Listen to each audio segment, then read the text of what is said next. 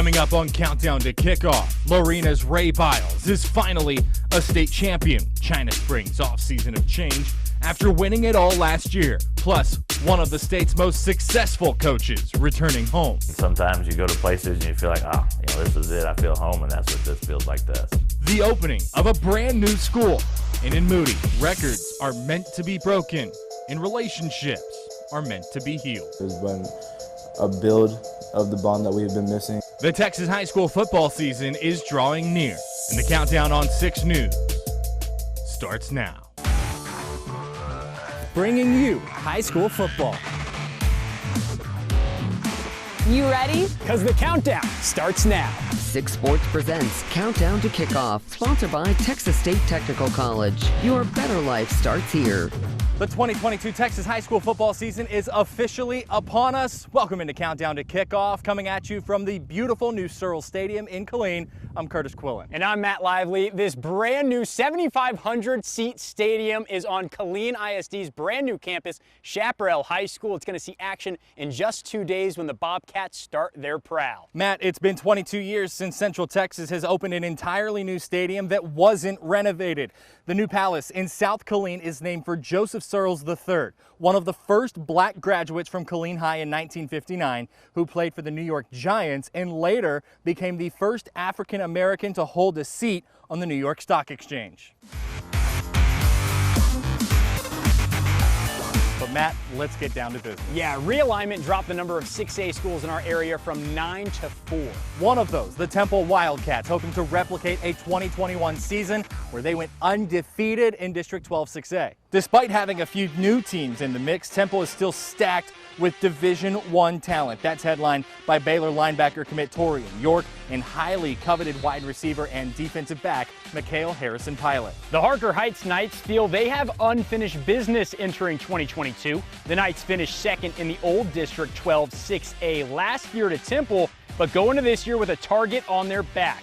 Realignment makes Heights the lone 6A remaining in Killeen ISD, but with the way the team has been playing lately, Jerry Edwards is optimistic about his program. The Midway Panthers are looking to bounce back in Shane Anderson's second year. The Panthers won just one game in 2021 in the brutal District 11 6A. Anderson says that having Reed Tedford back under center is a huge plus, and he expects a successful senior year for him. Midway is also now back in District 12 6A with the rest of Central Texas 6A program. The Copperas Cove Bulldogs are on to their 4th head coach in 7 years. Tony Johnson takes over after a stint at W.T. White High School in Dallas. Johnson says he used to recruit in Cove while coaching in college, and he knows the potential the program has. So he and his new staff are excited to get to work this fall. It was an opportunity to build, which is what I like to do.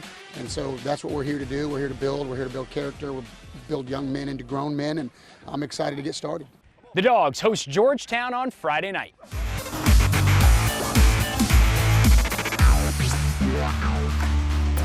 Let's drop it down to 5A now. After a 9-0 season at the varsity level, Lake Belton is chasing a district championship. And they do it, Matt, as one of the most talented teams in all of Central Texas. Micah Hudson has offers from a host of Power 5 squads and is one of several college prospects in West Temple. The Broncos are in a loaded District 4 5A Division I and are dubbed the dark horse in the state, according to Dave Campbell's Texas Football. The Shoemaker Grey Wolves will join the Broncos in District 4 5A Division I after dropping from 6A. Shoemaker has a sour taste in its mouth after getting hit hard by the injury bug and seeing its string of consecutive playoff appearances end. So this senior class is driven. The Ellison Eagles are also making the drop to 5A Division I. Ellison returns 5 starters on defense that will be led by a pair of Baylor commits in Brendan Bett and Devontae Tizzino. That's on top of the 8 returning starters on offense, meaning the Eagles will look to make the playoffs in year 2 under Danny Servance. The Killeen Kangaroos saw a late coaching change after Neil Searcy left to take over his hometown of Gainesville. Enter former Temple offensive coordinator Josh Sadler, who sits in the big chair now for the first time. Sadler likes the players the Roos have and is confident they'll get back to their winning ways. It's not about anybody else out there. We're not worried about the talent that they have. We're not worried about the ball teams that they have. We're worried about the Killeen Kangaroos and how we play the game of football. The Roos hit the road to open the season Friday night. The Waco High Lions return a dozen starters as they also drop from 6A this year. They're confident that a second year under head coach Linden will help the Lions' chances after an 0-10 struggle last season. Belton used to be the largest school in our area. This year, the Tigers dropped to 5A Division II. The Tigers only have 9 starters back, but with a senior class used to playing in 6A, Belton has a real shot to be a dark horse in Region 3 this season. Also in Division II, the biggest story is where we are right now, the opening of Chaparral High School here in South Killeen. The Bobcats enter the game immediately, with kids being rezoned from all 4 of Killeen's other high schools. Alan Hare, who guided Salado to a 49-23 record in 6 years, left his alma mater to build from the ground up here at Chaparral. You can see them do some stuff that's been rewarding, and they've had great attitudes and great acceptance to what we're trying to do. The Bobcats open Friday night right here against Killeen High. All right, let's talk 4A. You just saw Salado's former coach looking to build from the ground up right where we stand in South Killeen. Yeah, Kurt, every high school football coach can dream of having the distinction of state champion in front of their name. Salado High School added a coach this year that knows quite a bit about that, and it's his dream to win one for his hometown. Tom Westerberg knows a thing or two or 3 or 4 about winning.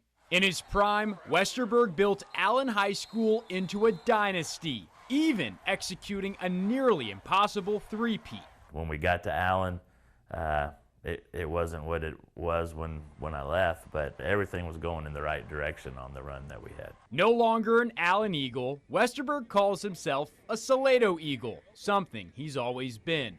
Moved to Salado as a sophomore. Despite being in an Air Force family and moving around quite a bit, Salado stuck out to him. It just feels home. I mean, sometimes you go to places and you feel like, this is it, I feel home, and that's what this feels like to us. When Alan Hare left for the newly opened Chaparral High School in the offseason, Westerberg pulled off a move he'd been planning for years. We knew this was going to be the ending spot. We loved this area. When we retired, we were going to come back here, and so we had a landing spot. And so when this came open, we knew, all right, maybe that's it. Salado and Allen share a mascot name, but their successes couldn't be more different.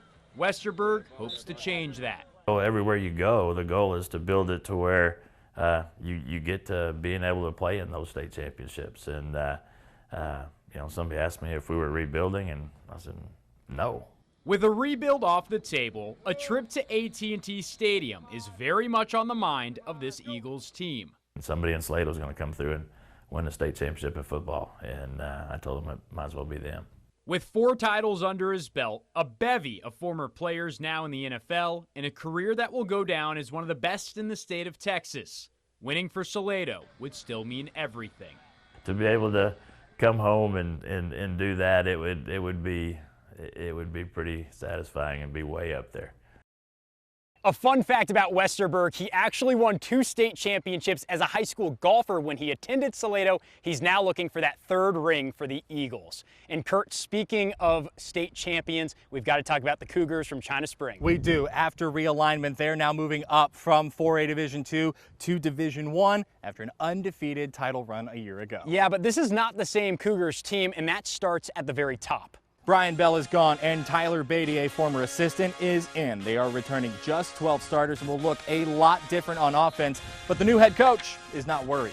It's going to be different, but I believe, just kind of like I said, is we're just going to worry about one play at a time, one day at a time, and let everything else handle itself. China Spring hosts Lorena Friday night. Don Hyde's La Vega Pirates marched to the regional semifinal where they fell to a Melissa team now in 5A. The Pirates are a team thirsting for some experience, returning just 4 starters on defense. The Pirates should have an explosive offense led by sophomore Bryson Rowland. The Lampasas Badgers enter 2022 young after sneaking into the playoffs last year. Only 7 starters are back for a squad that will need to mature quickly in a district that includes an impressive upstart program in San Antonio Davenport. The Gatesville Hornets are entering a new era. Head coach Aaron Hunter served as the Hornets defensive coordinator for the past 2 years and now will lead the program. After going 4-7 last season and being knocked out in the first round 2 years in a row, the squad is ready to get this program back to what it once was. We haven't held a goal football around here in a long time, and so we've been talking through the offseason about taking a game at a time, But in the end of the year, holding up a goal of football is kind of our end goal. They're at Taylor on Friday. The Robinson Rockets needed a change, and they got one this offseason, bringing in Mike Ludlow to replace Robert Rubel. The first-year head coach has been hard at work to change the culture in Robinson, hoping to relaunch the Rockets program. Coach-led teams can be good, but player-led teams can be great. They're starting to embrace it. They're willing to hurt. Man, they're just out there grinding for each other. And I think we say the culture that we create, winning is going to be a byproduct from it, and we're creating that culture right now. Robinson faces University Friday. The Connolly Cadets are easing into the second year of the Terry Garrick era. The Cadets went 4-6 overall and 3-2 in district during a season where COVID affected the team. This Cadets roster is talented and littered with D1 athletes. With more Friday night experience from last year, Garrick is confident in a more successful season. There are strong contenders all across Central Texas, and we're just 48 hours away from kickoff. We are, and the same is true just south of here in the Brazos Valley. For a look ahead to the season in the 979, we're joined now by our friends Justin Woodard and Ben Peck from our sister station, KAGS. Hey, guys. Well, for the first time since 2017, the Brazos Valley produced a state champion last year. Franklin won the Class 3A Division II title, while College Station fell just short in the Class 5A Division I championship contest. I mean, it was Heartbreak City. So close to having two state champions. Oh, I know. They definitely had a chance. Yeah, and speaking of the Cougars, in a shocking move this offseason, head coach Steve Huff left C-Stat to take over at Decatur up in the Metroplex. Nothing fishy, right? Just a move to be closer to his wife's family who lives in Oklahoma. They also have some relatives up there. So, Huff, we already miss you, Coach, but hey, no missing a beat around here for C-Stat. Absolutely. Some good news for the Cougars. A strong culture, the Cougar Way, as they call it, has been established. Plus, longtime assistant Stoney Pryor was named as Huff's replacement. Pryor was College Station's offensive coordinator and running backs coach the past 8 years. Huff did call his own plays, so that will be one adjustment for the Cougars offense this season. But the theme in this region this year, new coaches just all over the board. Up in Class 6A, Ross Rogers retired. The district brought back Ricky Tullis from the Houston area. Tullis knows what it takes to win it all, having led George Ranch to the 5A D1 state title game in 2015. I'd say a pretty good hire. Now, for both coaches, there's plenty of talent to work with as well. College Station led by that guy, star running back and Duke commit Marquise Collins. He rushed for 1,000 yards alone, Ben, last year in the playoffs. The Vikings, meanwhile, get this guy back. Standout quarterback Malcolm Gooden. He's back from an injury after he missed all but one game last year. Foundation of our school is solid. The expectations for kids and what we want to see on the field and off the field is well established, and I think you'll see a continuation of that with some of our personalities being a little different than Coach Huff, changing some, but still those same high standards on and off the field. Our basic fundamentals of things are in. But week in and week out, I think you constantly build upon that. And you really start to identify even more so the strengths of your football team. And from there, that's where the tweaks happen. Okay, here's the fun part, too, in College Station this year as well. A&M Consolidated has made the move up to Class 5A Division I, so you got it. The Cougars and Tigers will now square off in District 11 action in Week 10. And, hey, a district title could or really should be on the line. My goodness, the Friday before Halloween. Get your popcorn ready for that one. C-Stat, by the way, will begin the season ranked number 4, while Consol ranked number 7. That's, of course, according to Dave Campbell's Texas Football. Now, while we're talking about the Tigers, it all starts with their dynamic duo at running back, Keyshawn Thomas and Trey Taylor. The two combined to rack up over 1,740 rushing yards last year to go along with 24 total touchdowns. It looked like he was counting them off right there. Yeah, and guess what? Good luck to opposing defenses if they want to stack the box and take Thomas and Taylor away, because then sophomore quarterback Will Hargett can throw the ball with the best of them, and he happens to have this guy. Colorado commit Wesley Greaves over at wide receiver. Greaves racked up 675 yards last year to go with 8 TDs. Bottom line, Consol is loaded. I mean, it's not getting impatient. It's being a selfless teammate. Just knowing about when your time's going to come and you'll get it. I mean, when we're running the ball, and then it's going to open up the pass game, and when we're passing the ball, it's going to open up the run game. I mean, it's just all about being patient, waiting for your time to come.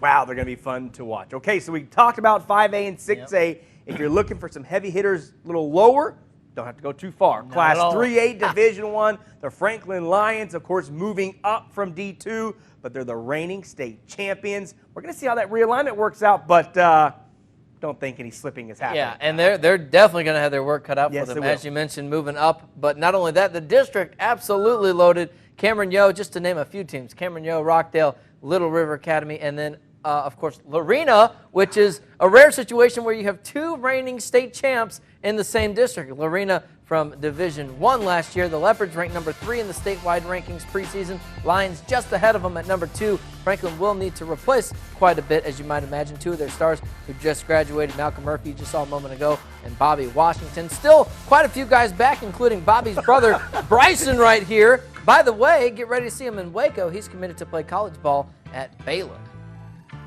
I don't feel no pressure because I feel like I'm coming at everybody else. I feel like I'm underrated and I got a lot to prove, so I got to go prove it. I want y'all to expect us to come through like last year. We're going to hit everybody in the mouth. We're still going to be playing that Franklin football, and people don't think that. I don't know why, but y'all will see it. Okay, brother, this is your first season in the Brazos Valley. Welcome in from Midland, Odessa, where we play some real football here. Come on, goodness. Who you got? Year one, who's going to win it all here? You know, at risk of being a front runner, Franklin, hard to overlook the Lions, given the fact they did it last year. We'll be interested to see, especially Lorena. Gosh, I hope we get that regional final will be nuts if we get that. But, absolutely wild. Give me Centerville. I think we're at AT&T Stadium for both Franklin and Centerville. Not to say that College Station and Consol can't make deep runs, but I think those two ultimately will play for it all. Let's hope so. All right. Let's stop talking. Let's play some football. Let's play some football. Thanks, guys. Really appreciate it. Looking forward to it. While we're on the topic of state championships, the Lorena Leopards finally returned to the mountaintop. Yes, Ray Biles can finally call himself a state champion after 30 years of coaching. The Leopards went undefeated in district play and capped off a 14-2 season with a win over Brock in the 3A Division I state title game. This will be a much different team after losing a ton of key players as they bring back just 8 starters. We got some talented young people. I mean, we got some young guys that are coming up. They're going to be good football players. They don't have the experience yet, obviously, and they don't have the Friday night speed and everything that goes on with that level of play yet, but they'll get there. The Leopards will face fellow state champ China Spring on Friday. There is a buzz in the Hive as the Academy Bumblebees are roaring for the 2022 season to begin after an 11-2 run to the regional semifinal last year and a lot of key returning pieces. Chris Lancaster says a team full of sophomores a year ago is now full of juniors and that the expectations are simply to improve on where they started each day. The West Trojans are coming off their best season in program history, tallying up 13 wins and appearing in the regional final before falling to Mount Vernon. The Trojans will look different in 2022, returning just 9 starters. They're in good hands with Terry McCutcheon returning as the primary back in their offense. The Whitney Wildcats welcomed David Haynes Jr. to their program after former coach Mark Bird resigned at the end of the school year. Haynes was the coach at Marlin just 2 seasons ago before serving as an assistant in Valley Mills last year. Whitney is trying to build off a 4-2 district record last year while their coach adds his own style. I'm my own coach, so like I said, I want to put my little spark on it, my little touch on it, bring a little swagger to the program, have a little fun, and get after it. So that's my demeanor, and I'm trying to rub it off on these kids. Whitney is at Troy Friday. The Mejia Wildcats are coming off a season where they won just 2 games. They welcome back Aaron Nowell, who was named the interim coach last season, but had that tag removed in the spring. The move gives the Wildcats a small sense of stability for the first time in a while. If you go back the last 4 years, the amount of turnover that's been here, not only the head coach, but also staff. You know, we lost 1 varsity coach this year. So, and across all sports, not just football, but particularly for us, there was 1 change in the varsity staff, and that hadn't happened in about 5 or 6 years. The Wildcats are at Connolly on Friday. The Grossbeck Goats are coming off back-to-back playoff appearances, and Jerry Bomar wants to continue that train. The veteran coach says that this is a different team after losing wide receiver standout Tyson Pringle, and that he can't let this group get too far ahead of itself. After 8 seasons, the Clifton Cubs have a new head coach, and it's someone extremely familiar with the program. Brent Finney is taking the reins from Chuck Caniford. Finney's been with the Cubs for 19 years, and he's looking to turn around a program that won just 1 game. We've got over 30 kids that are juniors and seniors. We've got 17 returning lettermen.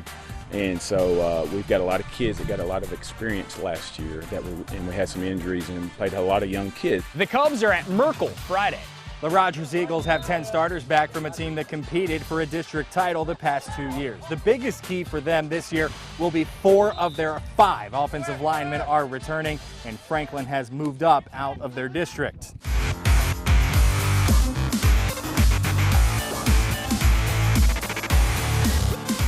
As we drop to Class 2A, we start in Moody, where records are meant to be broken. A junior on the Bearcats roster has a chance to break records after facing adversity head-on from a young age. Nicole Shearin joins us from Bearcat Stadium in Moody with this story. Guys, when the season kicks off Friday, Keith Daly will be starting more than a football season.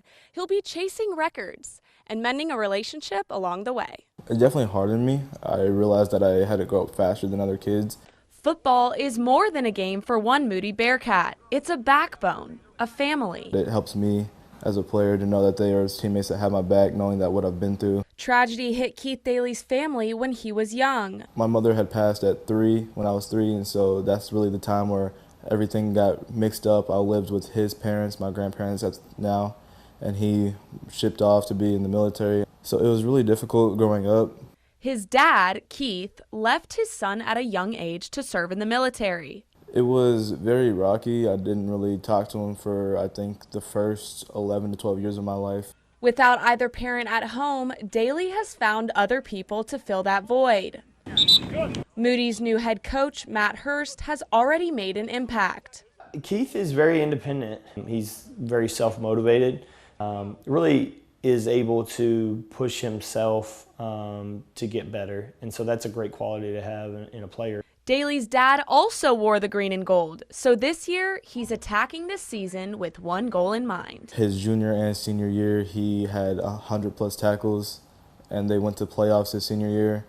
So it's just, he's challenging me, and it's something I'm a competitive person. Playing both running back and linebacker, it's a hefty goal. But if there's one person who believes in him, it's Hurst. He's got a ton of talent, strength, speed, intelligence, all those things. And so, yeah, I could definitely see him having a great season. And whether that's 100 tackles or more, remains to be seen. Daly wants his dad in his life, and that bond is slowly starting to build. These past coming years, I've been receiving more calls, and I have been giving out more calls. And so there's been a build of the bond that we've been missing. One day, his father will retire, and Daly feels there is still time to build that relationship. They can become more of a family, and we can just rebuild the time that he missed. Daly's tackle tally starts on the road. The Bearcats face a new-look Axtell squad this Friday night. Guys. All right, thanks, Nicole. Such an incredible story. Definitely an easy player to root for this season. Yeah, you're right about that, Kurt. And along those lines, an easy team to root for last season, the Marlin Bulldogs. Ruben Torres took over and led his team to the state semifinal, where they came up just short. This team features tons of star power with a handful of D1 talent as offers come in left and right. The Bosqueville Bulldogs were bounced by those Marlin Bulldogs in 2021. Clint Zander's team is returning 13 starters, but this squad has a group of seniors that welcomes back its starting quarterback, running back, and receiving core. The Crawford Pirates don't rebuild, they just reload. Crawford has 15 starters back from a team that made the regional final, including the backfield of Luke Torber and Breck Chambers. The Pirates enter the year ranked 7th and expect to compete with Marlin for the region again. The Valley Mills Eagles are back for year 2 under Bob Featherston. Fresh off a state title in baseball, he's excited for the competitiveness the kids are entering the fall with, as the Eagles have 13 starters back from a team that just missed the playoffs the past 2 years. The Rosebud Lot Cougars return to the playoffs in 2021 for the first time since 2017. Led by third-year head coach Brandon Hicks, the Cougars had a full makeover done to their field and now have a full makeover on offense as they head into the 2022 season. The Riesel Indians made huge strides under Tyler Crow in 2021, making a run to the regional semifinal as the 4 seed in 3A Division II. This year they'll be without a strong senior class, but are anchored by a strong offensive line. and will benefit from a move down to 2A Division I. The Axel Longhorns enter a new era with Craig Horn in to replace Rusty Reynolds. Horn's rebuilt several programs and has taken Tenaha to a state championship game.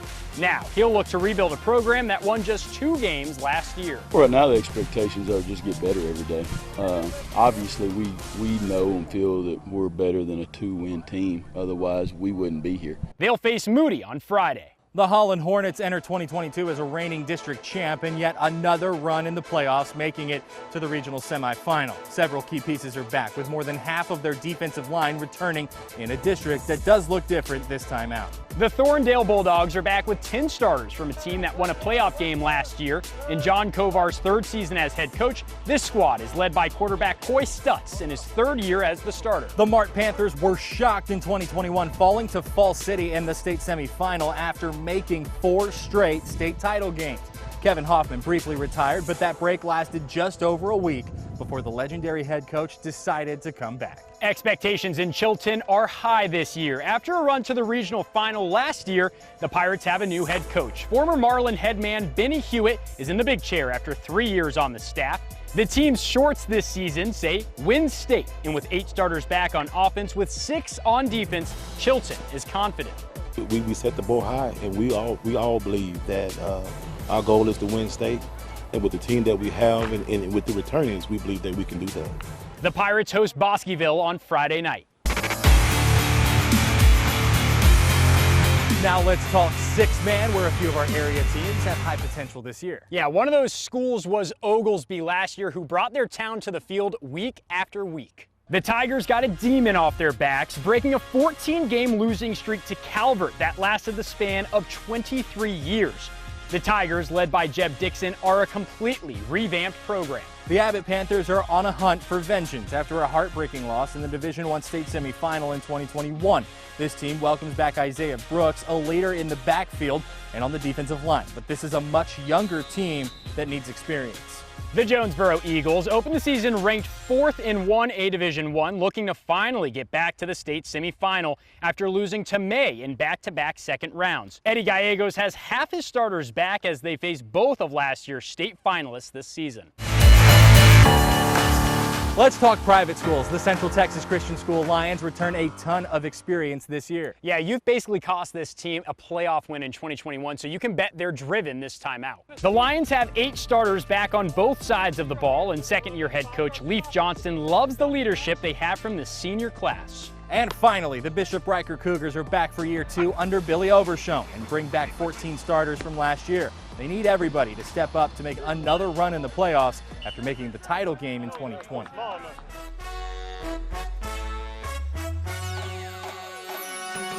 Now it's my favorite part of the show, Matt. One bold pick, one dark horse. I'll start. My bold pick, Chilton to the state semifinals. Martin is in a different region now. They're in a different district. I like the way realignment set them up. My dark horse, I'm going with the Academy Bumblebees. I think they are set up for Region 3 supremacy this year. Stank, yeah. All right, my bold pick, and I don't think it's that bold, Marlin, they're going to win a state championship. I'm telling you right now, the Marlin Bulldogs will be state champs. And then my dark horse, Lake Belton. Varsity last year, they're coming into it this year. They are loaded with talent. I really like this Broncos team. Thank you so much for joining us on Countdown to Kickoff. We will get the season started in just 48 hours live from China Spring. For Nicole, Shearin, Matt Lively, and all of us working the late shift here at 6 News, I'm Kurtis Quillin. We'll see you Friday night under the lights. 6 Sports presents Countdown to Kickoff, was sponsored by Texas State Technical College. Your better life starts here.